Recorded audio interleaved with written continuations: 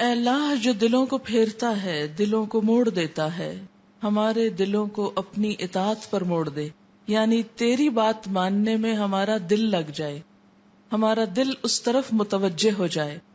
اور حقیقت یہ ہے کہ اگر دل اللہ کی بات کی طرف متوجہ ہو جائے تو پھر کوئی بھی اس کا حکم ماننا مشکل نہیں لگتا.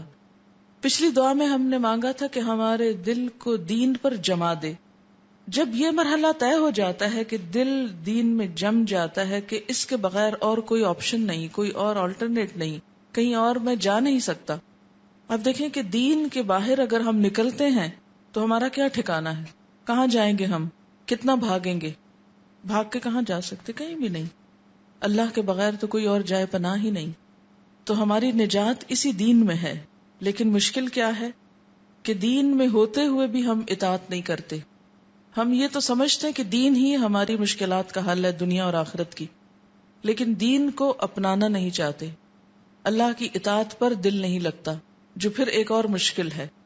تو اس لیے یہ دعا بہت فائدہ مند ہے کہ اللہ اپنی اطاعت کے لیے ہمارے دلوں کو تیار کر دے. یا مصرف القلوب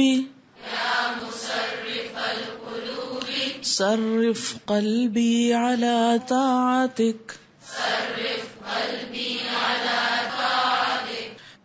یا مصرف القلوب، اے پھیرنے والے دلوں کے، صرف پھیر دے، قلبی میرے دل کو، علی طاعتک اپنی اطاعت پر،